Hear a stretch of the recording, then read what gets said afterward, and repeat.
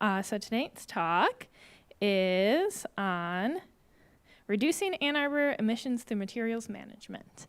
Come on in, we're just getting started. So our speaker tonight is Dan, and he will be giving an overview of his lifetime as an advocate for reduction of solid waste. He is a retired teacher, a leader of the local Sierra Club, and a Washtenaw County Parks and Recreation Commissioner. He cut his political teeth advocating for Michigan's deposit container law, the bottle bill. That's pretty cool. And in the 1970s, he started Recycle Ann Arbor in 1978. He conceived the idea for the Trash Talk Tour, which will celebrate its 4th annual event on September 29th this year. And tonight he will be talking about lessons learned from a lifetime of advocacy and answering questions like, does the material we put on our curb carts actually get recycled? I'm curious to hear about that. I always wonder. All right, and there will be a Q&A after the event. I'll go around with the microphone, but please join me in welcoming Dan. Thank you so much. Hi, and welcome to the Sierra Club Huron Valley Group's monthly program for September 2024. It's the Harvest Moon, Northern Lights, Autumnal Equinox, Lunar Eclipse, Rosh Hashanah edition. We want to thank the Ann Arbor District Library staff, which is Katie and Elise and Ben, for their expert support here. And I really want to thank Melinda for the support she always gives me on these kinds of events. So we're always interested in your feedback. If you like the library as the home for these programs, we're having them at Mathi. Herb is nodding yes. Easier to get to, right? All right. We are the Sierra Club. The Sierra Club is the world's oldest and largest environmental group. And our motto is explore, enjoy, and protect the planet. If you aren't already a member, please join at sierraclub.org. The Huron Valley Group is the Sierra Club group that represents Washtenaw, Monroe, and Lenawee counties. As was already said, I'm Dan Ezekiel. I'm the program chair of this group for the rest of this year, and then that position will be open. So if you want to become the program chair for the Huron Valley Group, please speak up or get in touch with me. We always acknowledge that all the lands where HVG operates are the homelands of the Mississauga, Ojibwe, Odawa, Potawatomi, and other native peoples. And I want to say, let me see if I can do this.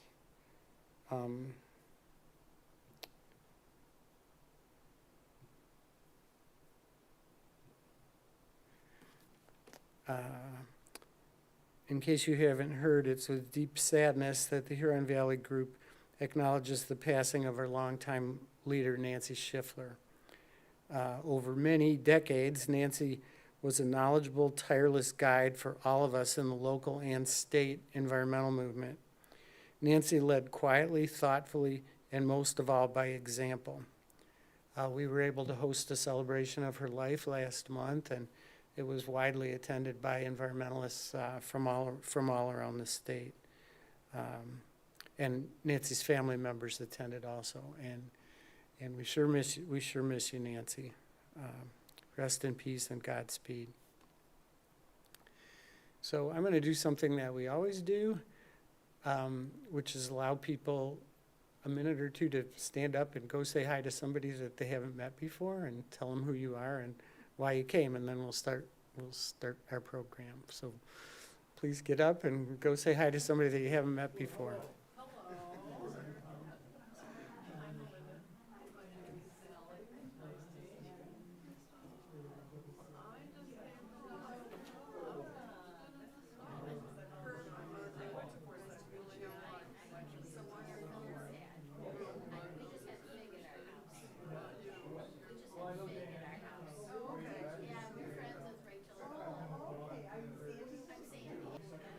Okay, finish your sentence, but not your paragraph. That's all you get.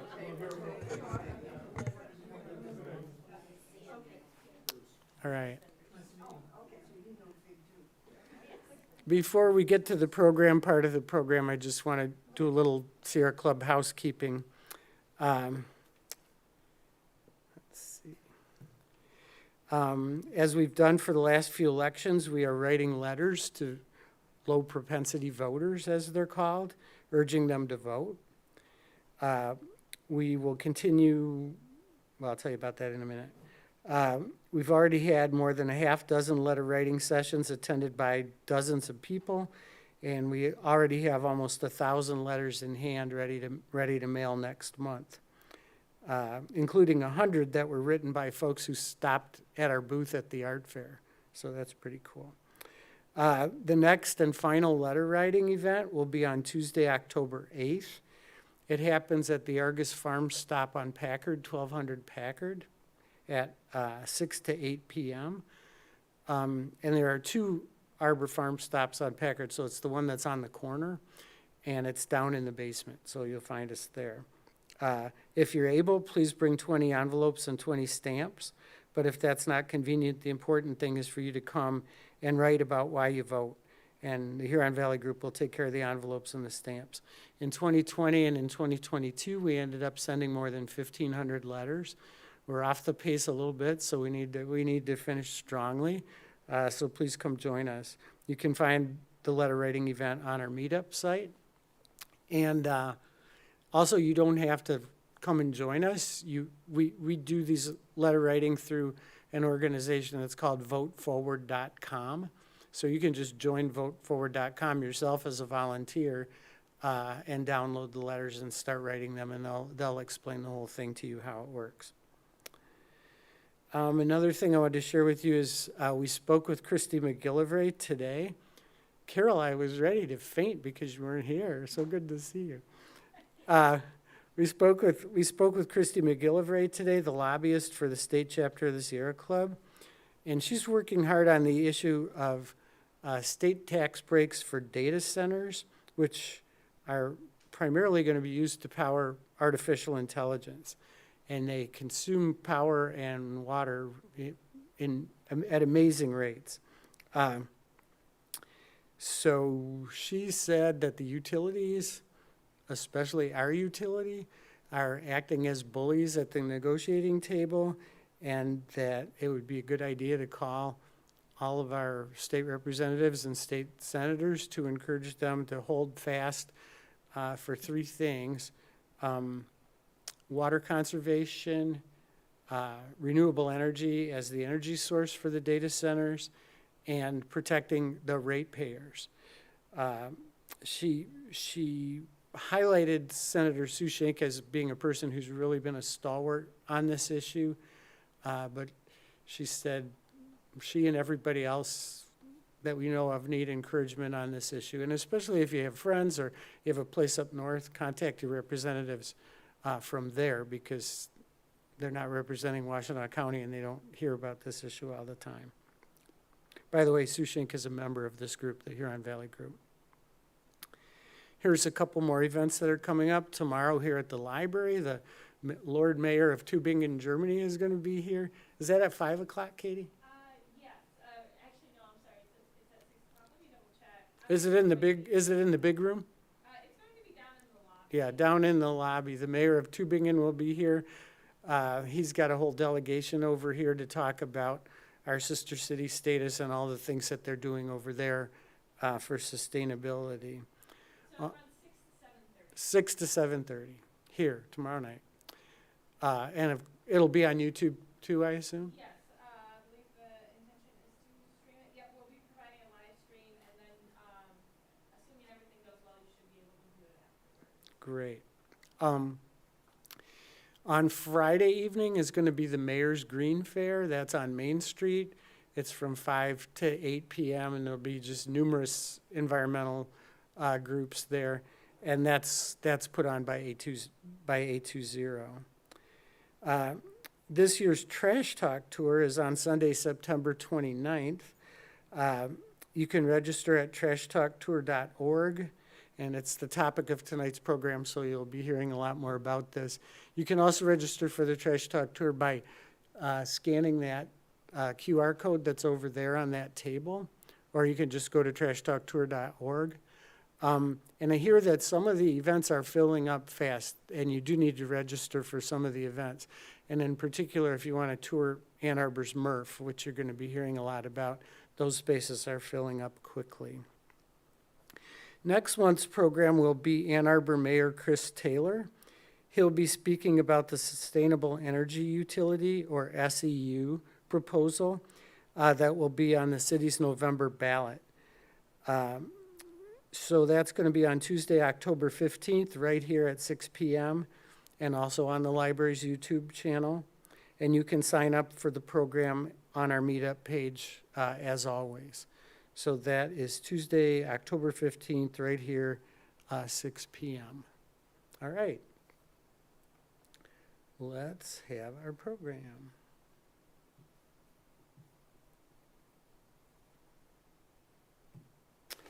Hey, Dave. Oops. Donna, we go around and give each person or each pair of people one of these pieces of paper. We have a little hands-on to start off with. If you're at home, just grab any piece of paper and tear off a little corner.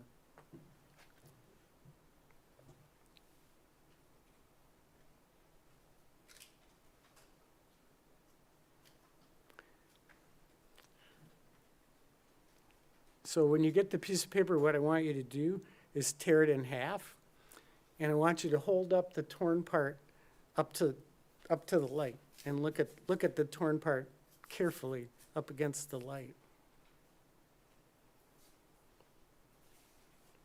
If you're following along at home, I want you to do that too. Rip off a corner of any piece of paper and hold it up to the light. You see those tangly little threads?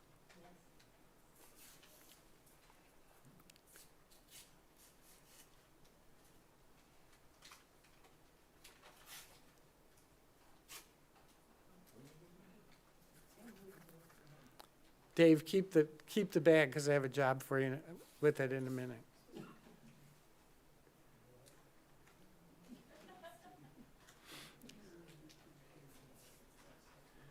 You didn't know you needed to bring your reading glasses. You see those tiny, tangly little threads? What do you think they are? Fibers. They're fibers. Where'd they come from? They came from a tree. Those are called tracheid cells. Tracheid means a tube, like your trachea in your throat. Those are little tubular cells that a tree uses to move water and nutrients up and down.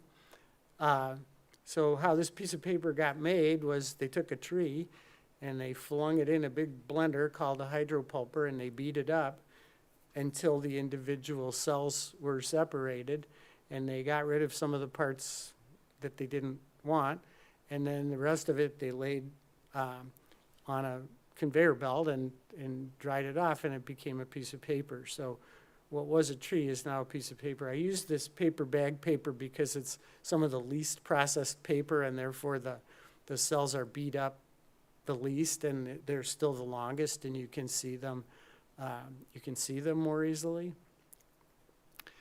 So yeah, now it's a piece of paper. Imagine it's a piece of paper that you scribbled a note on or something, and you're done with it. You don't want the piece of paper anymore. And as I used to say to my students, there are a lot of different things you could do with it, and they thought of all kinds of fun things that they could do with it: make a spitball, or throw it at somebody, or set it on fire, litter. But probably what's going to happen to it is it's going to go to one of two places. It's either going to go into a waste basket or into a recycling bin. And you want to make a good choice. These pieces are actually too small to be recycled very easily. So I'm going to have Dave come around and get them again. And when I get home, I'm going to put them in the compost, because that's actually a good thing to do with pieces of paper this size. But hopefully everybody will make a good choice about what to do with this piece of paper. What if you put them in an envelope in the compost? That would be fine. I mean, maybe not an envelope with a plastic window. So Yeah, we'll get back to that piece of paper in just a minute. I did want to introduce myself a little bit. I'm Dan. I'm in Ann Arbor County. I've lived here since 1964. Fun fact, I was once a contestant on Jeopardy way back when. I graduated from the University of Michigan in 1980. My degree is in natural resources. I ended up as a science teacher. I taught middle school for 33 years, and then I thought that's the exact right amount of time to teach middle school. I taught some of your kids. It was said that I started Recycle Ann Arbor. That's not true. My friends started Recycle Ann Arbor, but I helped, and I was there on the first pickup, which is that's what this picture is. That's me with the beard, second from the right, in my younger days.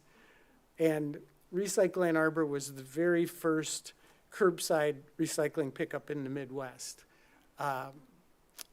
The Ecology Center actually already had a drop-off station on South Industrial. Recycling was a big thing that many of us that lived through the 70s, we heard about it. I went to the first Earth Day celebration in 1970 at the brand new Chrysler Arena, and that was the first time I heard the word recycling, although we'd been doing it for a while with things like pop bottles, bringing them back for the deposit. At any rate, the drop-off recycling was successful, but there were a group of us young Turks who felt like that's not really good to put a bundle of newspapers into your station wagon and drive it across town and throw it into a bin to get recycled. There's got to be a better way. And a couple of my friends, Jonathan and Rich, who are standing flanking me in that picture, had been to Boulder, Colorado, and they'd seen EcoCycle, which was a recycling pickup operation. And they came back to Ann Arbor and said, hey, we need to start this up. So we were young and foolish and we didn't know any better, and so we started Recycle Ann Arbor in 1978. And then the next year I met my wife Tina at school, and you know, some guys, when they meet the love of their life, they do things like take her to a nice restaurant or maybe go on a trip to Grand Haven or something. But you know, I talked her into working on a recycling truck as a volunteer for the next few years, and it must have worked, because here we are at our 40th anniversary a few years ago. Thank you. So I had a lot of students, and I have grandkids. These are 3 of my 4 grandsons, and that's what keeps me at this work after all these years, because I want to do what I can to help them to inherit a better world. So a few years ago, I thought of this idea of the Trash Talk Tour, and I'll be talking about that some more. What we're going to talk about tonight, I hope fairly quickly, is zero waste, the circular economy. What is it? Define some terms. Talk about the 4 Trash Talk Tours, the 3 that have already been and the one that's about to be, and then I'll be happy to take your questions. And we're such a small group, you can also just interrupt me and shout out your question when it occurs to you. But if you wait till the end, we will have a formal Q&A time. Raise your hand if you recycle. Look, everybody recycles. I have a question for you. Is recycling good or bad? Why don't you use thumbs up or thumbs down or thumbs sideways? You know, we've got some thumbs up, we've got some sideways. I'm going to tell you the answer in just a minute. Why don't you give me a drum roll? Is recycling good or bad? Recycling is a tool like a hammer. It's not good or bad. If you walk down the street tapping car windshields with a hammer, you wouldn't be doing a good thing, but people wouldn't say, oh, that bad hammer. And if you go build homes for, you know, Habitat for Humanity, you'd be doing a good thing, but people wouldn't say, oh, what a good hammer. Like a hammer, recycling is a tool, and it's to help with a job. And what's the job? yeah, let's reduce waste. And where we would like to go is to a circular economy, where we use all of Earth's resources over and over again and as wisely as possible and as little as possible, because this planet came with a certain amount of materials and there aren't going to be any more. So for ourselves, for our own selfish interests, besides our beautiful planet and all the other living things that are here, we need to be wise and frugal and intentional with the way we use our resources. Here's a familiar scene, the big house. A fun fact about Michigan Stadium is it holds just about as many people as live in Ann Arbor. So imagine for a moment if we lived there, if our seat in the stadium was our home, and we went about our lifestyle and we consumed and ate and drank and bought things. And then when we were done with our trash, we threw it out on the field. Okay? Here's a thought question for you. How long do you think it would take for the citizens of Ann Arbor to fill up the stadium with our cast-off trash?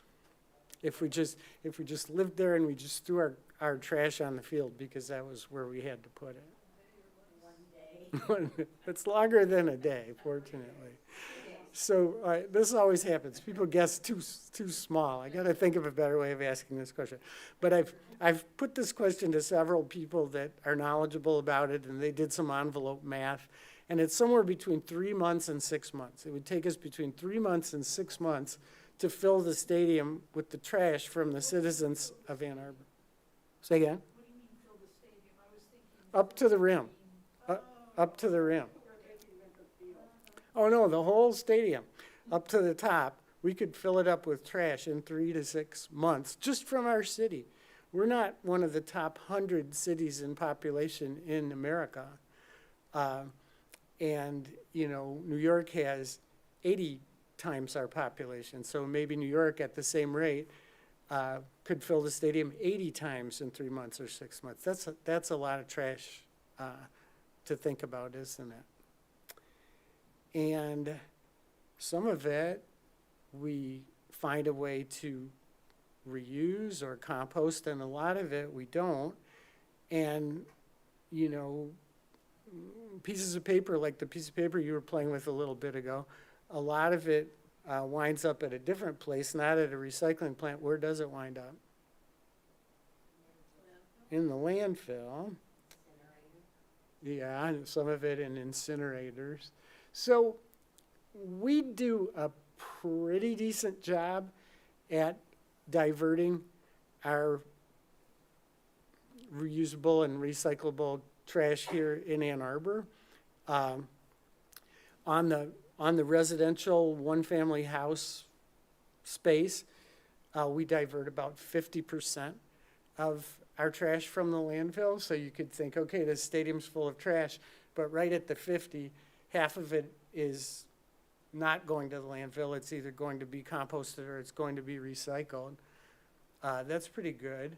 Some places in California where they have much more aggressive laws about these kind of things, they're diverting 80 to 90% of their waste. So you think, okay, we're getting down to the 20, we're getting down to the 10. There's only that part that's still going to the landfill. And so that also tells you that we here in Ann Arbor can do better than we are doing. There's room to divert more.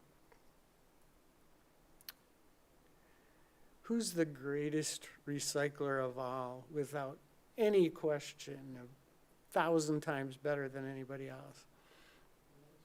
That would be Mother Nature. I like to tell my students there's no new water. All the water you ever drank was drunk 1,000,000 times before you drank it, and will be drunk another 1,000,000 times after you drink it. And now my students are just, you know. But, you know, we know about the water cycle, that we it rains and some of that water falls on the land and we divert some of it and we clean it up and we drink it and then we pee it out or we do whatever with it. And then it gets cleaned up to some extent and then it goes back into our waterways and it winds up back in the ocean. But it evaporates from the ocean as pure H2O, no matter what was in it, no matter how bad we got it after we used it. The only thing that evaporates out of the ocean is water, pretty much. And then it falls down as rain pure again, unless we've smogged up the sky so much that it picks up something yucky on the way down. But nature is primed to use everything again and again and again. And I used to say to my kids, actually what's gross is to think about the way we treat resources. What if we said, ew, pee is gross, and we shot it out into space to get rid of it? What would happen in the end? Our planet would be dry. So it's really Mother Nature that we need to emulate when we think about how to manage materials. And it goes, another obvious example is what we breathe out is full of carbon dioxide, which can't sustain us, but luckily plants take it in and they give us back oxygen. So it's the same oxygen over and over and over again. Take a breath. Some of those molecules that you just breathed in, Alexander the Great breathed them in. Martin Luther King breathed them in. So that connects all of us. But we have a model that we use without really thinking about it, which is make it, use it once, and throw it away. Well, where's away? There is no such place as away. What we throw in those waste baskets ends up at a place called the landfill. This picture is from a landfill.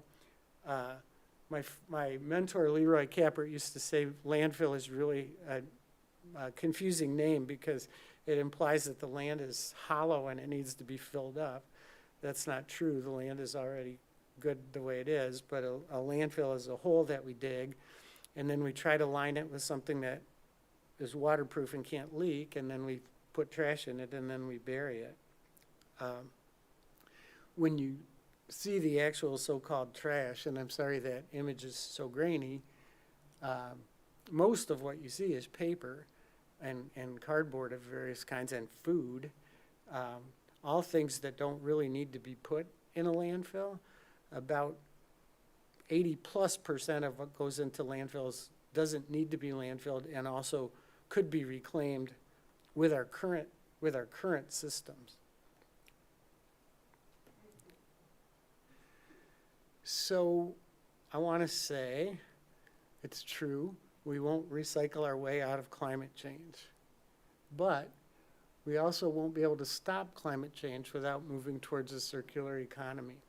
When we think about climate change and when we think about our carbon footprint, the easy part to think about is what we call scope 1 and scope 2. So, you put some gas in your car and you drive down the street. You're creating some carbon dioxide. You flip the switch to turn on the electricity in your house. Part of that electricity, the majority in Michigan, is coming from burning fossil fuels, largely coal. So by turning on that light switch, you're putting some carbon dioxide into the atmosphere.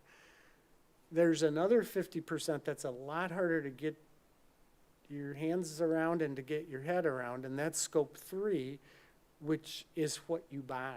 The materials that you buy and the materials that you acquire and the materials that you eventually dispose of. The statistics for that are so much harder to quantify and measure, and so scope 3 is far behind even in experts' understanding of climate change and how to mitigate it. But it needs to happen, and it's going to require some new ways of thinking. What kind of bird is that? Oh, it's a blue-footed booby. All right. So Project Drawdown, which you've maybe seen, which is this book, is an attempt to quantify the 100 greatest strategies to reduce carbon emissions, and 5 of them, I think, are in the area of waste reduction. And number 3, the third most impactful strategy is reducing food waste. As you might or might not know, when you put some food in the trash and it goes to the landfill, because it gets buried, it doesn't decay the normal way aerobically where it would turn into carbon dioxide. It decays anaerobically where it turns into methane, which is many times greater of a greenhouse gas per molecule than carbon dioxide. So reducing food waste in particular is an issue that we drastically need to address. But as you can see, some of the other strategies from Project Drawdown of the top 100 strategies are composting, recycling paper, reduced plastic use, recycling metal. They have huge impacts on our carbon footprint.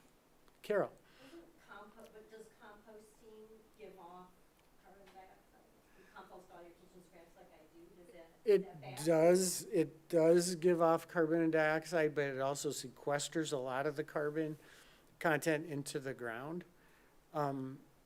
Everything that lives is eventually going to go through a stage where it turns into carbon dioxide and then back into carbohydrate. And what we want to do is slow that process way, way down. So the first thing we want to do is not have it turn into methane, which is what's going to happen to it in the landfill. But composting is going to help because it's going to sequester a lot of that carbon in the ground for a long time. After it's composted, sure. Larry? Are the numbers there for the 5 actions out of the 9.3 gigatons? Because together they would add up to the full. Well, I'm glad you noticed that, and I'm not surprised. So this is over some long, the numbers in the parentheses are over some long period of time, which I can't recall, but it's not. Recycling plastic, it says 2020 to 2050. Yeah, that's it. Yeah, so 30 years. So divide by 30 per year. Thank you, Erica. Can't do it without you. Okay, so conceptually, what we're talking about is changing from the image that you see on the left to the image that you see on the right. And it's easy to draw pictures like this, and I will tell you, this is the first take home that I'm going to share with you. These issues are fiendishly complex and difficult, like any system, like changing any system. There are lots of complications and hurdles and issues, and there's no magic wand that anybody can wave to get us from one to the other. And it's more of a North Star that we need to follow and see where it takes us. And it's not going to be fixed in any of our lifetimes, but we can make a lot of progress if we make good choices. And then we need to look at the results, the consequences of the choices that we made, and say, oh, did that work? How do we need to modify and adjust? Yes, ma'am. So my refrigerator died, the repairman came out today.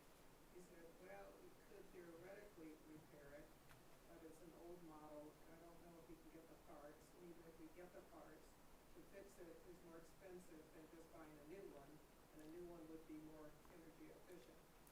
Her fridge broke down, and the repair person said, well, maybe we can fix it, but it would be more expensive than buying a new one, and the new one would be more energy efficient.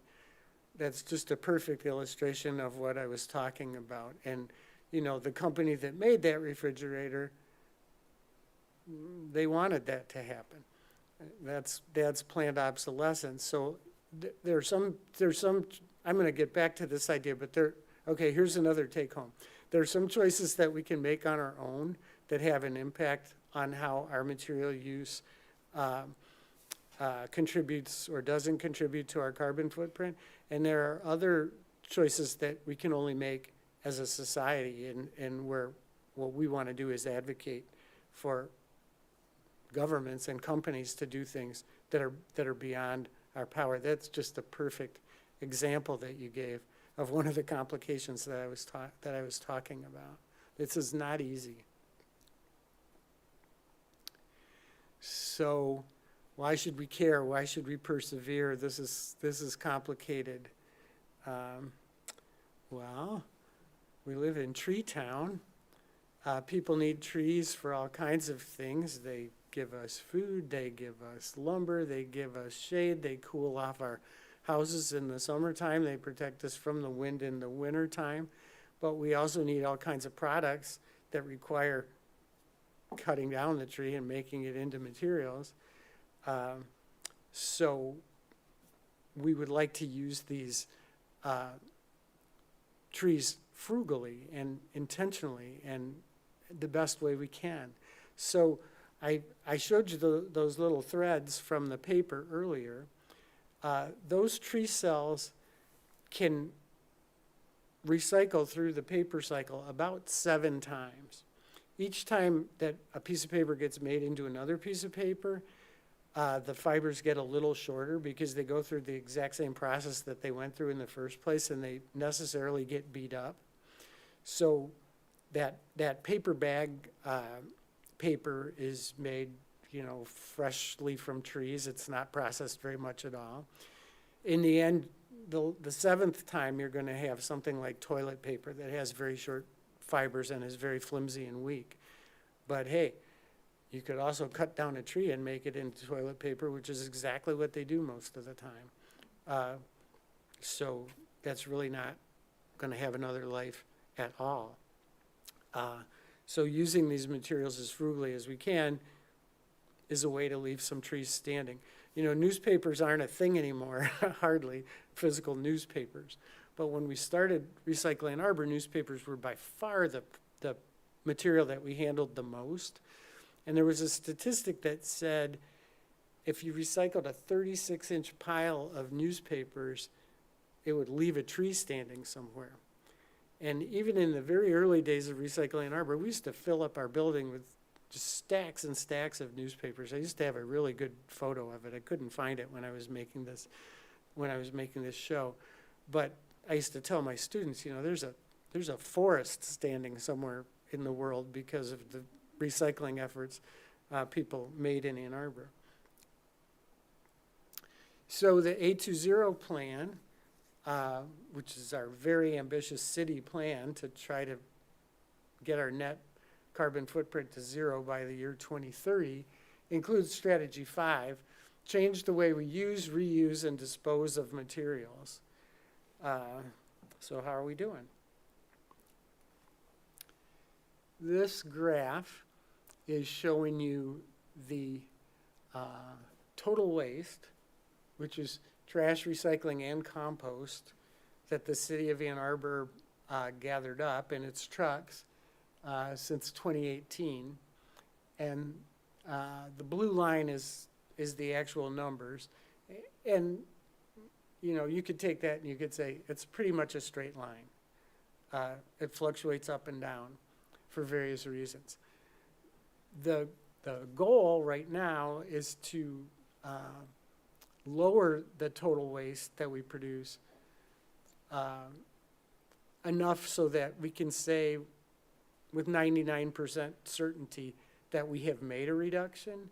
And so that's the green line that you see, the green horizontal line. That's the first goal in reducing our waste. I want to say that this way of thinking about waste is new to me, and it's probably new to you, in that recycling and compost are counted as waste. The city, when it talks about waste, is including recycling and including compost when it talks about reducing waste. So that motto that we all used to say, reduce, reuse, recycle, they're serious about it. What you put out in your compost cart and in your recycling cart counts as waste under this calculation. here's some more detail. This is this year, blue is this year, and the red ones are some other recent years. And you can see that there's a lot of fluctuation. May, which is move out time at the university, is a spike. And August is an even bigger spike, and we think for the same reason. Move out time, leases expire in August. Are we making progress? If you analyze this very carefully, you might say, yeah, it looks like maybe we are.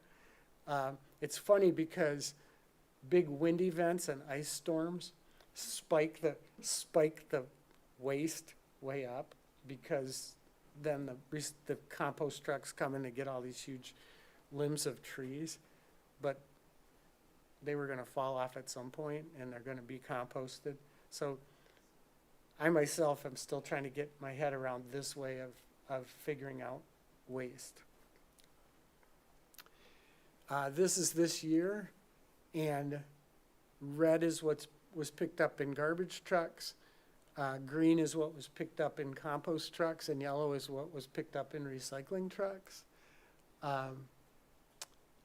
I told you before that on the single-family residential, we divert about half of our waste, but that's not true for multifamily, and it's not true for commercial and industrial, and that's why it doesn't look like half of our materials are getting composted and recycled. They aren't. Half of what people put out from single-family residences is being diverted, but not half of all the waste in Ann Arbor. So we have a good long ways to go. Yeah. Is that because the nature of the waste is different, or just because they're not as good at it? I don't like either of those choices. I think it's because we're not trying hard enough to do that. The commercial space in particular is just so wide open for this. Multifamily is a little harder, but we don't even begin to try hard enough to reach the people who live in multifamily homes and make it easy for them to recycle and especially compost. I said this before, and I'll say it again. This is definitely one of my take-homes. Many initiatives are things that we can do on our own, but many we need group effort, and so the way we contribute is by being a citizen and feeding into the process, and also saying no. Vice President Harris used to believe that there shouldn't be plastic straws. Now she's backpedaled on that, but some of those are the kind of actions.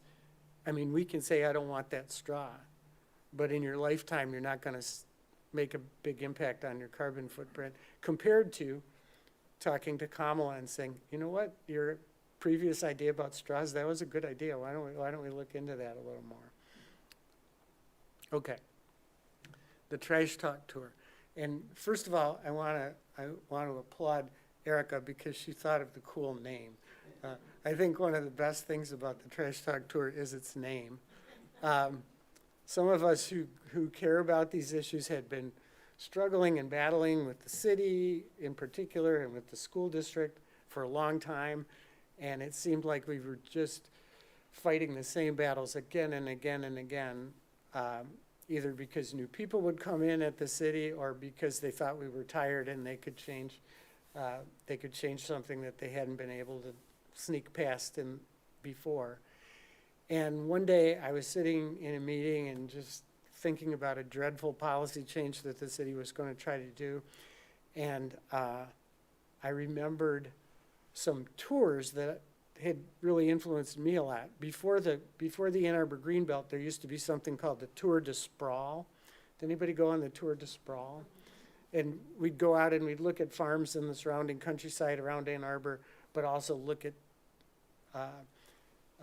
greenfield sprawl housing developments on former farmland. And the Ecology Center used to have a bike tour that they would do every year to raise money, but also just take you to see some cool environmental things that were happening around the city.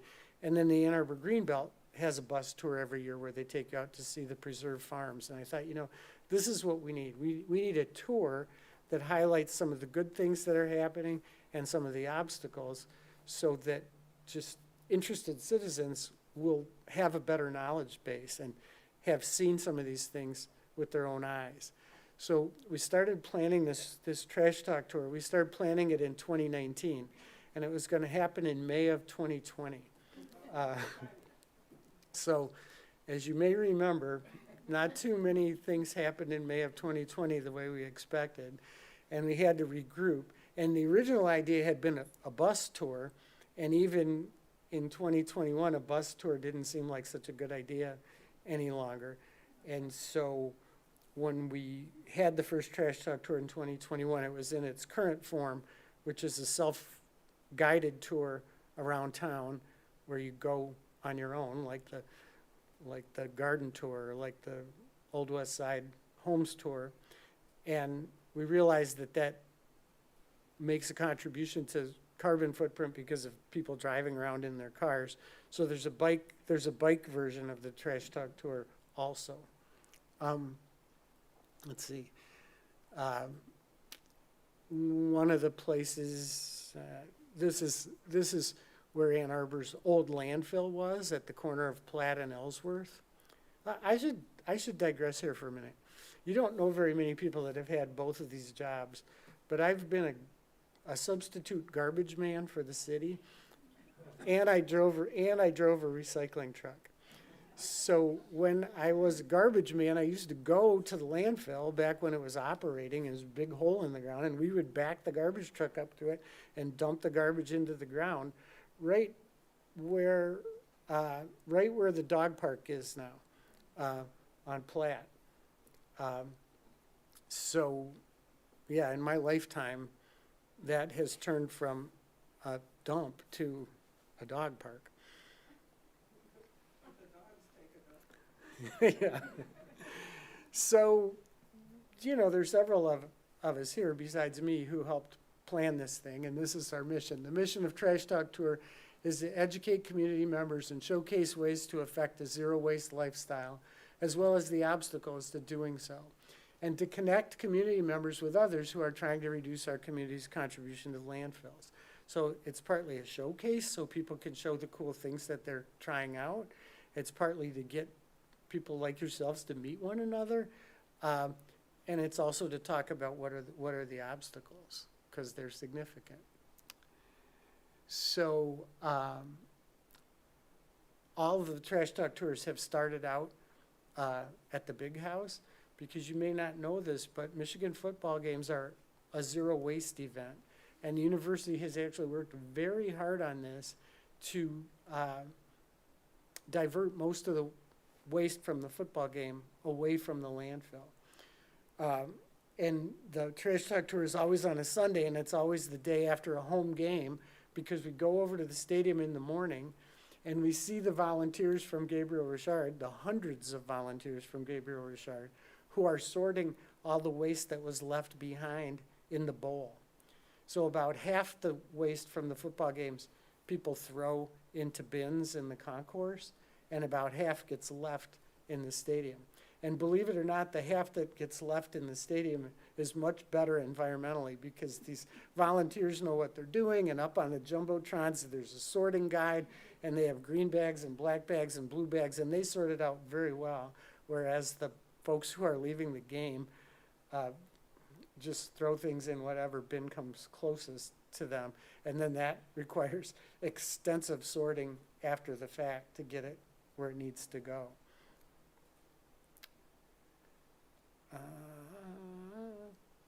We did go to the old landfill the first few years and stand up on the hill, which is 75 feet high.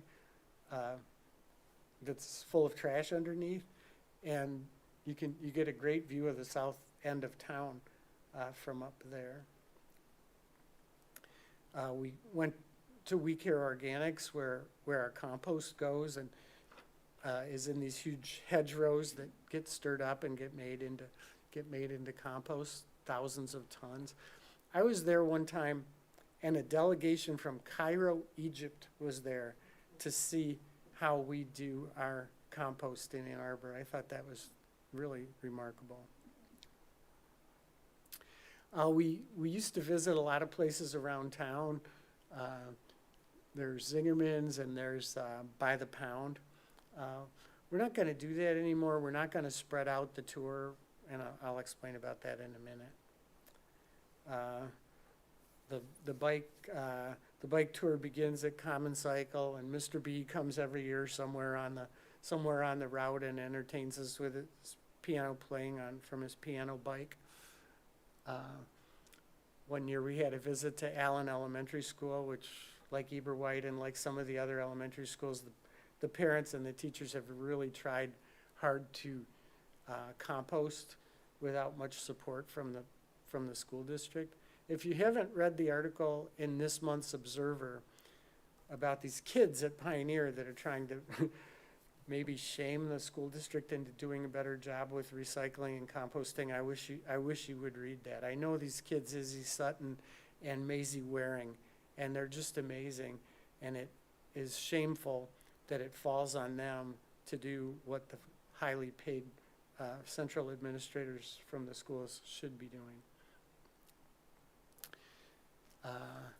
On our second Trash Talk tour, a really great thing happened. I got to pass the leadership on to these fine young siblings, Samuel and Lydia McMullen. They have a foundation called the Live Zero Waste Foundation. These are much younger people than me. They're more energetic, they're more in tune, and 1,000 times more tech savvy than I am. And they've been the point people on the Trash Talk tour ever since, and I'm just like the old guy that gives them some advice every once in a while. I was going to say something else, but I forgot what it was. Yeah, so Sam and Lydia are, I know what I was going to say.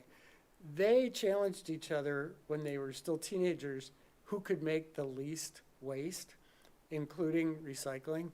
And the only thing, the one ground rule that they decided was toilet paper doesn't count. We can't figure that one out. But they each kept a big plastic bag, and all the waste from their products went in the plastic bag, and they were trying to make less than their sibling. And at the end of 2 years, neither one of them had completely filled their trash bag. So these people are the real deal. They don't just talk. They walk the walk. Yeah, so the second year we added the brand new Recycle Ann Arbor MRF, which is where our recyclables go. And the only time in the year when it's open to the public is during the Trash Talk tour. So it's a great opportunity to see it. And we added the Kiwanis sale the second year. And the Kiwanis sale is, probably the biggest reuse engine in Washtenaw County. So we love working with them. They're so amazing. And we also visited Eberwhite School, which is where Dave Corsa here was a teacher for a long time. And I think you had something to do with the construction of this compost pit. And here's this little young lady showing us the compost that they make in there out of their lunches. She's very, very proud about it and really wanted us to all take some out and feel it and smell it. It doesn't smell. This was one of the nicest moments in that second tour. And we visited many other sites as well. It was pretty decentralized. Last year, one of the big changes was that the first year at the MRF was a little rough, just their expectations and our expectations, and we had various problems, but we had a lot of feedback in between, and last year the presentation at the MRF was just amazing, and their whole operation is just so good. They are a union shop. It's a really hard job. Many of the people are what's called returning citizens, which means they got out of prison not so long ago. When they first get started, there's a food truck that comes and feeds them for free. When don't have any money yet, and they are allowed to take home food for their families. It's really a remarkable operation. We learned some things some that I knew, but some that I didn't know. We learned that plastic bags are a terrible problem. MRF, by the way, stands for Materials Recovery Facility. Plastic bags are a terrible problem. What I didn't know was that rechargeable batteries are a terrible problem at the MRF, even worse than plastic bags.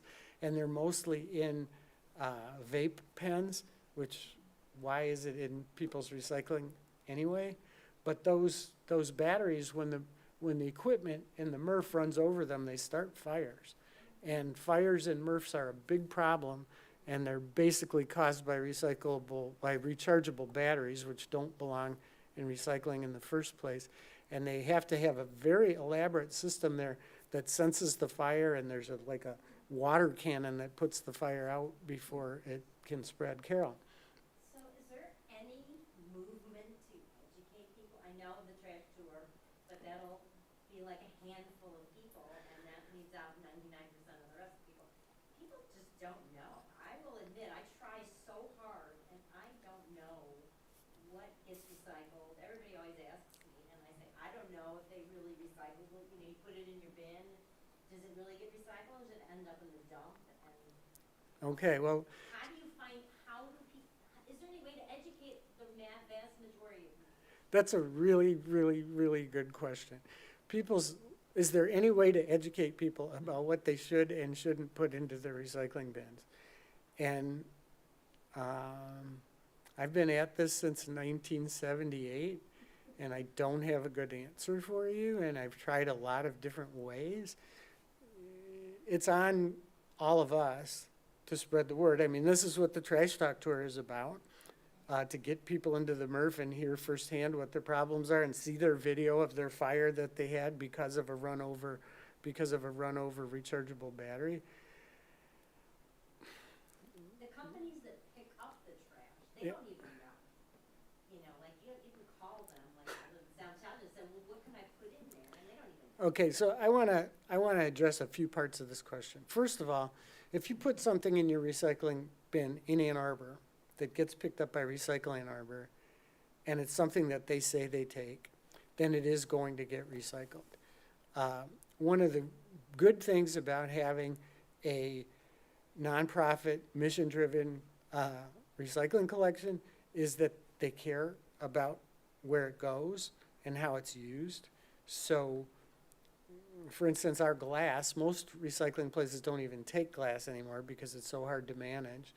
But we do bottle to bottle with our glass, or else it gets made into fiberglass insulation for houses. All this stuff is going to factories that are going to make it back into products. Alan, if I say something that's not right, you correct me, okay? Well, the point I want to make is the city has refused to fund education. Yeah. Recycle Ann Arbor's MRF is subject to some pretty strict audits about how much contamination it has. And their standard is that it has to be less than 10%. And they have kept to that standard, and that's very, very, very good for the industry, because places that recycle with, like Waste Management Incorporated, they routinely have contamination rate 20% and above. And really, it's because here in Ann Arbor, we have a tradition. Carol, even though you despair about it, people in Ann Arbor are much more knowledgeable about what is supposed to go into their bins than people elsewhere. And I want to say two really good resources for this. If you go to Recycle Ann Arbor's website, they have an A to Z guide that just tells you each material. Is it recyclable, or if we don't take it, where can you take it? So I highly recommend that A to Z guide that's on the Recycle Ann Arbor website. And then on the Ecology Center's website, if you go to recycling, down near the bottom are some little printable posters that say recycle with confidence and compost with confidence. And those posters are very good if you want to educate people at your workplace or in your neighborhood. That's about the best I can tell you. Larry? I'm trying to think of what recyclable batteries I throw away, and I'm coming up with a few examples. So what are the main sources of those, and what's the proper way of disposing of them? Okay, so first of all, the batteries I'm talking about are mostly in vape pens, and they just don't belong in the recycling in the first place. They're lithium batteries. Yeah, they're rechargeable lithium batteries. So, So papers should put them in the trash if they. yeah, you might be able to, I don't know, but you might be able to take them to a place like Batteries Plus, that recycles batteries, for 50 cents or whatever. I don't know. I don't, The drop-off center, and they will, Yeah. handle them responsibly. yeah, so you can take them to the drop-off center. They dispose of it safe. I don't think they recycle. So when we went to Recycle Ann Arbor last year, when I first walked in and I could just see a few of those bales, I thought, oh, they saved their prettiest bales to put on a show for us. But I found out that was not the case when I walked inside. I asked also because I was so impressed with this. The Ann Arbor's previous MRF before this one was just a filthy, stinky, vermin-ridden mess. And the city closed it down, and they should have. But Recycle Ann Arbor, and that was run by a for-profit contractor. Recycle Ann Arbor has the cleanest, most beautiful facility, and their product looks so good. And they said, we have shipped out 20,000 truckloads of materials out of this facility, and we've never had one sent back. So Recycle Ann Arbor is doing a hell of a job with our recyclables.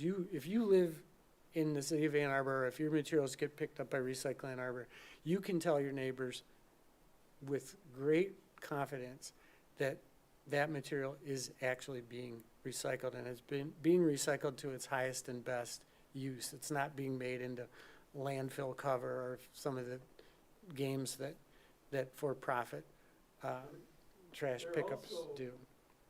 Finding the closest places so to minimize the trucking. Yeah. So they talked about, I was also very impressed last tour, that a cardboard box from Amazon Prime is turned into cardboard and ready and available, I think, within a few weeks. Yeah, it goes to Wapakoneta, Ohio, to this, what's the guy's name, Pratt.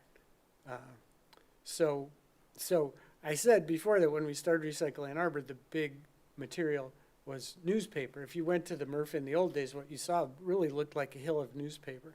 Now it looks like a hill of cardboard. There aren't wide circulation of newspapers anymore, but everybody gets Amazon boxes delivered, right? So the big material that comes now is cardboard, and fortunately there's this right-wing billionaire named Pratt from Australia who wants to be the biggest name in paper boxes, just like his predecessor Robert Kraft, another right-wing cardboard billionaire who owns the New England Patriots.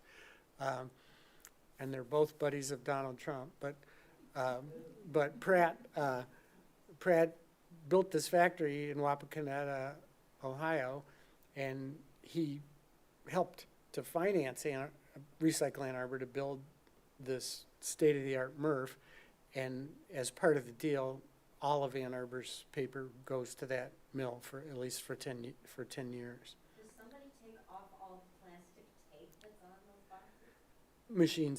Machines do that. It's gonna go in water. It's gonna get beat up, and the staples and tape and all that will go off. It's not done by a human. All this is at scale, and it's mechanical. Hey, there's Melinda.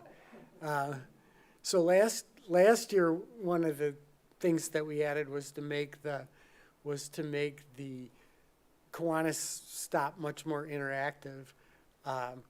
and Kiwanis has loved working with us, and last year they opened on a Sunday for the first time ever, so that there was drop-off and purchasing available, and also behind-the-scenes tours. And that's gonna be even better yet this year. The Kiwanis part, it's gonna be sort of like a farmer's market with booths of about 20 different organizations are gonna be sharing what they do to reduce waste. So instead of having all these little stops at bring your own container and the People's Food Co-op and so on, we're gonna have the vendors come to us so that you go to Kiwanis and you can interact. And we're calling it the Fall Festival, and it's gonna be fun. There's gonna be cornhole, there's gonna be games, there's gonna be cider and donuts and so on. Say again? Goats. There are gonna be goats, I forgot. Mr. B will be performing. So yeah, it'll be a fun Sunday afternoon place to take the family. We're gonna roll out 2 initiatives this year. This is one of them. This is another product of my feverish brain. This is called the Once a Month Club.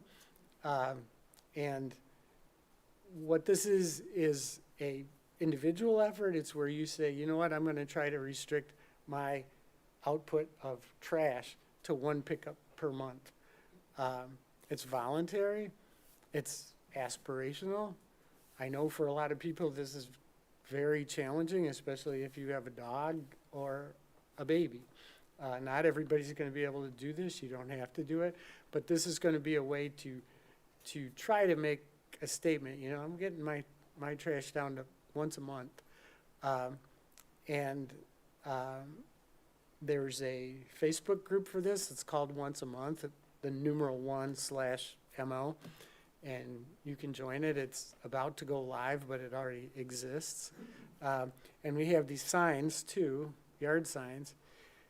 And I'm pleased to say that the soft rollout of this initiative is here at this meeting, because we actually have the signs, and you can take one home if you want and become an ambassador for the Once a Month Club. Don't just take one right now though, because there's a little protocol that you have to follow. We'll talk about this afterwards.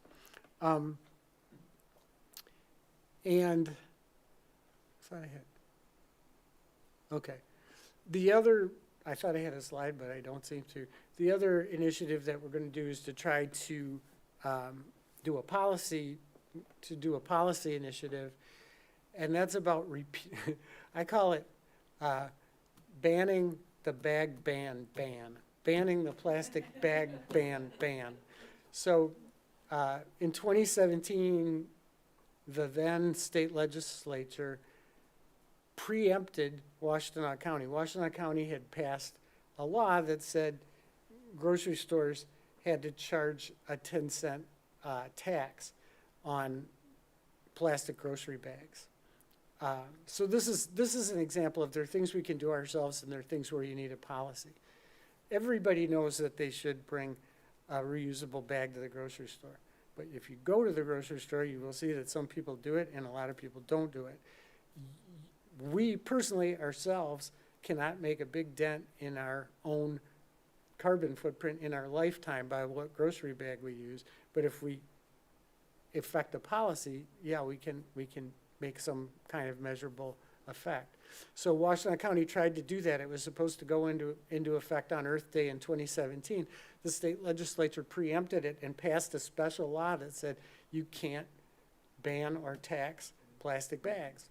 So we're trying to get that overturned. Our state senator, Sue Shink, has a bill. And I actually have a petition back there by that green poster.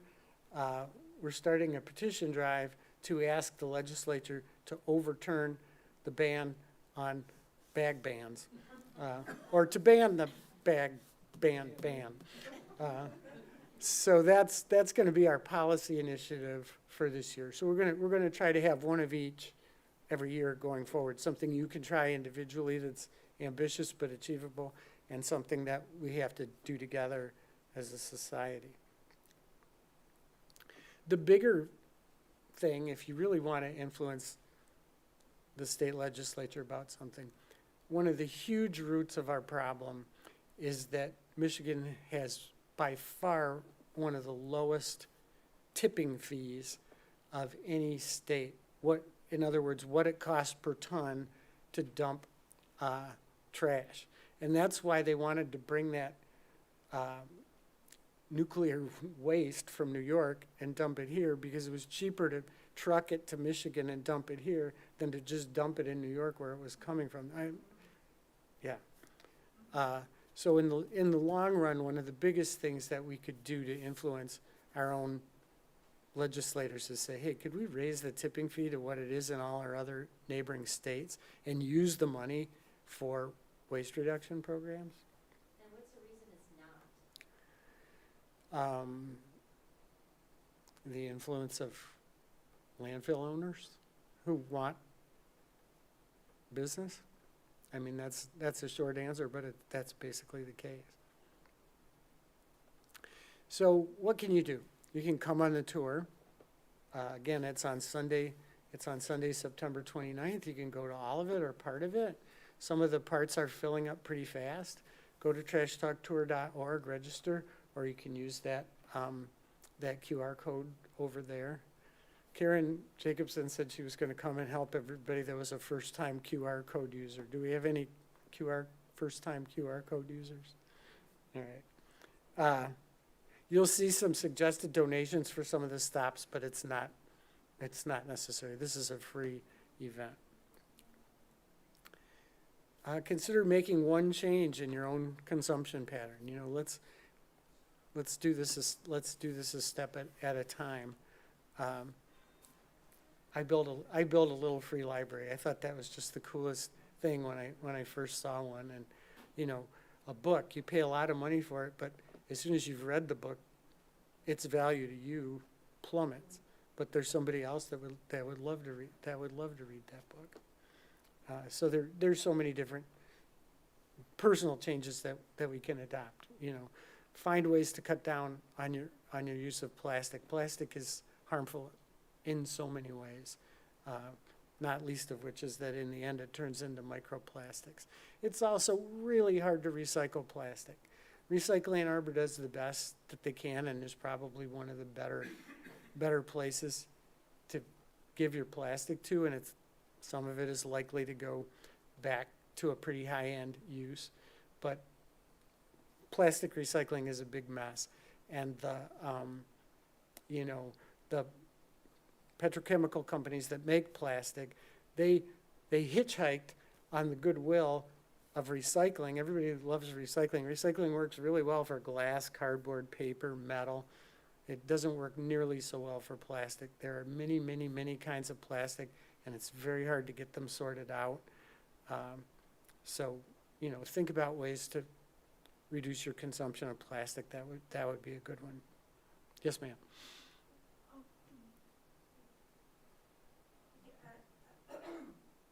My understanding is that the only plastics that can be recycled basically are like rigid, succeeded containers, like yogurt containers, stuff like that. The easiest plastic first of all, you can recycle anything if you have enough of it. If you had a ship full of saran wrap, you could recycle it if it was clean. But the easy ones to recycle, are shaped like yogurt cups or shaped like bottles. I know Recycle Ann Arbor is trying to be more full service, and they will take things like clamshells that your arugula came in. I don't think they love it. That your arugula or your blueberries came in. I don't think they love it, and I think they probably lose money on it. But they're trying to accept more kinds of plastic. And again, I would go to the A to Z guide for recycling at the Recycle Ann Arbor website. Larry. Some of the grocery stores have bins that will accept the floppy plastics, the very kinds of things that they put your groceries in. Are That's. those recycled well or not so well? I would say the question is, when you go to Kroger and you give back your plastic grocery bags, which please, please, please don't put in your recycling cart, because they just get tangled around the machines and they have to stop the lines because of those plastic bags. I think it's very haphazard. I've read exposés where people put trackers into the plastic bags that they put in those bins, and later the tracker was coming from a landfill. I So, wrote a letter once to Meyer and asked them, I said, do you really recycle those bags? yeah, I think they try. My I- understanding They didn't is- even try. My understanding is that they actually make money on, like Trex buys it, Yeah, and they make the Trex boards. yeah. And it's actually fairly, Trex. Trex boards, Trex decking boards are largely made from those plastic bags. So some of it, at least some of it gets recycled. It's worth a try. And, speak up, sign our petition, get involved, learn about these issues. I have started doing this. I've started calling up state legislators, including the legislator who represents my summer place up north, because, the ones we have here, our representatives in Ann Arbor are already pretty well trained. And so if we can talk to other legislators that live in other counties, that's good. And what they say is you're speaking for 100 people, because there are 100 people that feel the way you do, but they don't call that person. And everybody that I've talked to at those offices has really genuinely listened and written down what we said and transmitted it to their rep. I don't know how they voted, but I really encourage you to take this step. Okay, and I've heard that you should end your presentation with a sunset, so there we go. Wow, it's beautiful. Where is that? Up at our place up north. Wow. Okay. And now it's officially question time, and I see Katie walking around with a mic, so she's going to kick us out after a while, so speak now or hold your peace. I'm sorry I went so long. I always have questions. Carol! I can talk loud. So I just. Okay. So this has just bothered me for a long time. So when there's two kinds of materials, like a cardboard milk jug with a plastic lid, do you leave the plastic lid on, or do you separate them? And same with like a glass jar with a metal lid. So I think Recycle Ann Arbor would say yes to both of those, leave the lid on. And it's, do you want to talk about that, Alan? Separate them. I know in the past, one of the reasons to put the lid on was to keep it less smelly at the place. God, at the old MRF that I was talking about, the milk cartons, just clean it, do everybody a favor. Clean your recyclables before you put them in the bin. My standard is, I like to have it as clean as what I would put in the dishwasher. You don't need to be fastidious and scrub it, but get the chunks out. And I think they will take it either way. Metal lids, things that are flat that aren't paper can be a problem at the MRF. So what I do with my metal lids is I put them in a can and then I squish the can down. But I put the plastic lids on the plastic bottles, and that's what they've asked us to do. Yes, ma'am. Hi, my understanding is that paper that's gotten water dripped on it and stuff like that is not valuable, or less valuable than paper that is in good shape. And so I developed that practice of having two recycle containers in the house, one for containers that I've rinsed out and one for papers. And then by the time trash day comes and I take them outside, all the containers have dried and you can mix them together, and the paper is clean that way. That's a smart idea, and I'd also like to mention that any paper that got wet, you could put in the compost cart. Even bleached paper? Uh-huh. it's gonna just break down into cellulose. There's not still any bleach in it. Uh-huh. While we're talking about paper, hello. While we're talking about paper, what about shredding paper? I've heard that actually the containers where I live don't want us to put I have a shredder, paper in the Yeah, recycling. you don't wanna put shreds from a Right. shredder into the recycling. But you could bag them in. But you could bag them up and that would be fine. But Okay. just think about if Not in a plastic bag, but in a recycle. Yeah, if you just put loose shredded paper No.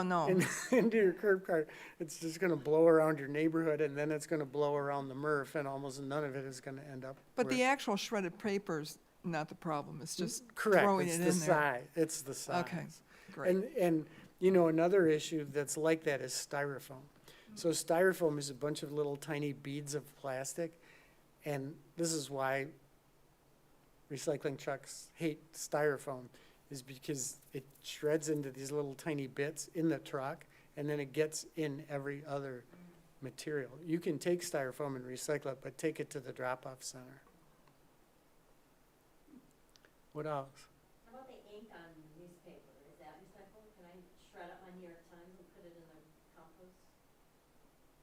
I would say yes. I think more and more they are going with soy-based inks. But don't take my word for it. Question over here. So when we return glass pop bottles, so does it like go back to Coca-Cola and they wash them and reuse them? Or what happens when we, put them in that machine for our 10 cents? So Where in do the those? in the old days, that's exactly what happened to them. If you've ever seen any of the old school pop bottles, they were thick, and they steamed it out and they filled it back up with the same pop and put a new cap on it. But those days are gone. And the best we can hope for is it gets crushed up and melted and made back into more glass. And in order to do that, you have to separate the colors. And those machines at Kroger actually do that. They separate the colors. So yeah, hopefully it gets made back into glass. So our deposit container law makes our containers valuable. Like if a plastic company wants to get some PET plastic, the best place for them to get it is from one of those machines at the grocery store that is sorted out, so there's nothing in that bin except PET plastic. And so that's true of glass also. Things like deposits really make a difference in making a very clean stream of material. Thought I saw another question over here. But you're saying before that paper bags and that type of item you can put them in the compost? Yeah, plain paper, paper towels, any of that you can put in your compost cart. Towels? Paper towel. Napkins, What was that? napkins. Napkins. Yeah, Shredded paper in one's own compost bin? sure. Soiled pizza boxes. Soiled pizza boxes. After a point, you don't want to recycle it. If it is one little strand of cheese, it's not a problem. But if it's disgusting, the compost cart would be better. And just in case anybody doesn't know it, you can put food in your compost cart. You can put bones in your compost cart. You could put suet in your compost cart. I don't think that you could put some grease in it. I put my greasy paper towels in the compost. They don't want to be overwhelmed with it, but a little bit of it will compost just fine. Sandy. This is just an idea. If you live on the west side of Ann Arbor, there's this couple who does free styrofoam recycling from 11 to 1 at the Dexter Mill for free. So you just bring a whole bunch. They won't take the squishy kind. They'll take the stiff kind, and there's a whole bunch of volunteers. And they will take plastic bags as well. Every Sunday from 11 to 1. Where? Dexter Mill. At the Dexter Mill, wow. And also, I tried something for my birthday. I posted on Facebook. I said, okay, I don't want to do any fundraisers for anything, but could you please take a minute to look at that peanut butter jar, realize how long it would take to decompose, and wash it out? Can you just take an extra minute in your life? And I've had so many people come up to me and say, I know, I'm sorry, I'll do it. I mean, I had no idea that it would have that kind of effect, but like 100 people came up to me about, it was just a post on Facebook. So anyway, just some ideas. So there you go, Carol. That's how you do your outreach. But I still don't know if you leave the plastic cap on the paper carton or not, because we got 2 answers. You can, but you don't have to. Well, it sounds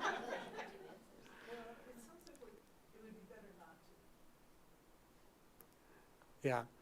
Although it says on the milk jug, replace cap. Yeah. Some of these water bottles, which I think we should just do without them, but they're starting to make the cap of the water bottle out of the same material that the bottle itself is made of. Yeah, Larry? Isn't just throwing the caps in recycling separately a better answer? No, nothing little.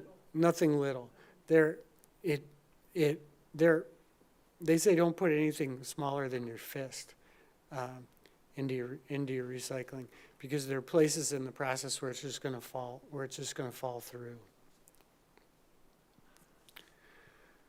Well, now you have heard more about this topic than you ever thought possible. Well, I remember at one of the other meetings with the U of M, that woman who Anya. came. Dale, yeah. And she talked about the clamshells, and she said they had to be closed, and they had to be a certain depth for them to. But then they probably pop open anyway, so I don't know how. I don't think it's an exact science, and I think they're figuring it out as they go. So I'll just tell you a cool thing, and maybe we'll close with this. So at Ann Arbor's MRF, they're trying out all kinds of really cool things. And there are humans up there that are sorting out some of the materials, but there is a robot that's sorting out some of the materials, and they can program the robot to find different materials. And then, of course, there are all kinds of ways that they sort mechanically. There's a big electromagnet that sucks up the ferrous metal, and they actually have a magnet that, I'm a science teacher and I still really don't understand how this works, but it can somehow repel aluminum, and so they do that. And then they have, as the plastic goes over a thing that's called the waterfall, and they can program, there's a sensor that looks at the plastic as it's coming down the line, and when it knows a PET bottle is coming, which is more valuable, when the plastic falls over the waterfall, a little puff of air blows the PET bottle into another bunker. So it's pretty cool. Some of the technology that's in place over there. Yes. Yeah, but can the robot judge you? Judge you. It says, why didn't you clean this peanut butter jar better? Yeah. All right. Maybe on that note, we'll call it a wrap. Thank you for listening for more than an hour to this talk.